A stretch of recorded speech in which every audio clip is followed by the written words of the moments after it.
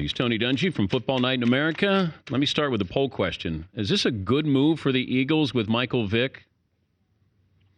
Well, I think it is a good move, Dan. Probably a good move for both of them.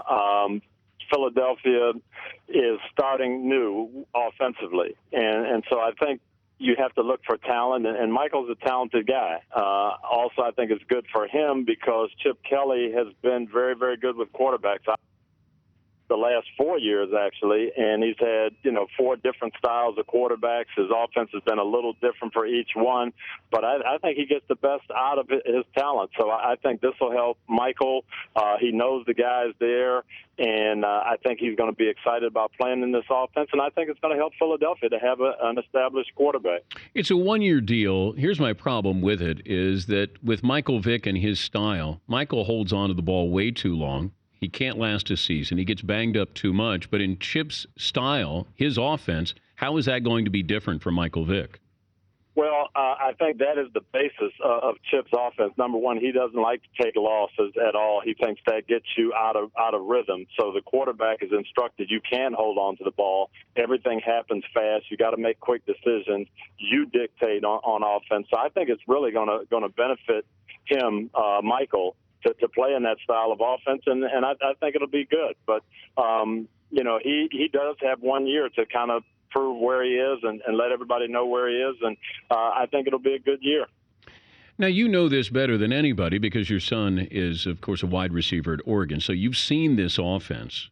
What are we going to see that offense at Oregon with the Eagles or a hybrid of that? I think it'll be a hybrid, and that's where Chip is really, really good. I don't think he's married to any particular style of offense. When he had Jeremiah Masoli, the quarterback ran a lot.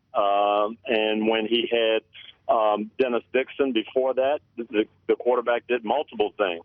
This past year with Mariota, he ran more, but Darren Thomas 2 years ago was really a thrower who ran very little. So I think the offense can be one where you have receivers that catch 80, 90 balls. It can be tailored to the running game. I think he will definitely tailor it to the talent he has, and I don't think he's married to one particular style. He's Tony Dungy from Football Night in America joining us, Dan Patrick Show. Where there's smoke, there's fire. This Percy Harvin situation with Minnesota, talent will cover up a lot of things. We saw that when he was with the Florida Gators, and certainly now with Minnesota. The chances of Percy Harvin being moved by Leslie Frazier and the Vikings is what?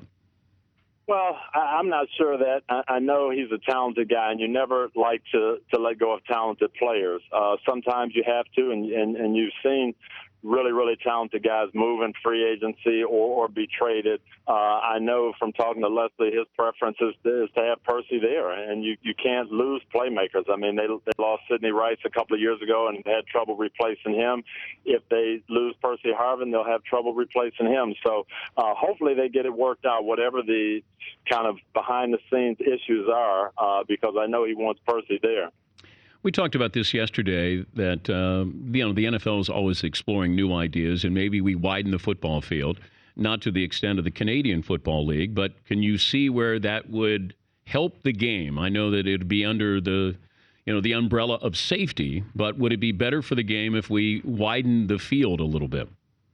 Well, it'll certainly help the offenses. Anytime you do that, 30 years ago or 40 years ago, maybe they put the hash marks in, so the ball was always in the middle, trying to help the offense and open up the game, and it certainly did that. Widening the field would do that even more. When defenders have to cover more space, you get more smaller, quicker guys in, maybe take some of the collisions away. It definitely would be more scoring and more wide-open game. I don't know if that would help or not, and maybe it would reduce the collisions. I'm not sure. We're looking at a new set of quarterbacks coming into this draft, and I was wondering about what we saw with Russell Wilson, with Colin Kaepernick, with RG3. Are we going to have more quarterbacks along those lines, or is it going to be more of an Andrew Luck-style quarterback that they're looking for? Well, I think you're still always going to see the Andrew Luck, the classic quarterbacks. Those guys, if you find one, you're going to win. There's no question about it. But those guys are harder to find. And this new style of quarterback, there's guys who come out and can do this and be very, very effective. And what I think we've seen in the NFL is we've seen offensive coordinators tailor things and not go totally to a spread offense or read option, but incorporate it and incorporate what these guys do well. And you're certainly going to have some of those guys come out. So I think we'll see more of that, whether we'll see guys come in and be dominant like Wilson and Griffin and Luck have. I think that still varies every year. 83, we saw that Hall of Fame class come in, and you saw, well, maybe we're going to see quarterbacks like Elway and Kelly and Marino every year, but no, you don't. And you're not going to see quarterbacks like these three come in and be dominant every year either. Yeah, I look at these guys, and you got guys who don't run that read option. They weren't asked to do that in college, and I think that now you have this fan base and GMs who are looking for the next Russell Wilson or Colin Kaepernick. You're trying to find that kid. I don't know if E.J. Manuel, Florida State, is he the next kid who can come in and maybe give that kind of variable to an offense? Well, there are guys who can do that, and there are a lot of college quarterbacks who can run that offense. But to be successful in the NFL, you have to have poise and you have to have accuracy. And that's what these guys are. Wilson, Luck, and Griffin, with all the things they can do, if you break it down, they understand the game. They're very, very poised, and they're accurate. So that still is the thing you need, whether you're looking at Joe Montana in 1978 or Joe Namath in 1968, or, it's all the same. So you've got to find, if you want that special quarterback who can run and threaten you on the ground, but if he's not accurate and not poised, it's still not going to work. Good to visit with you, Tone, as always. Thanks for joining us. All right, DP. Tony Dungy from Football Night in America.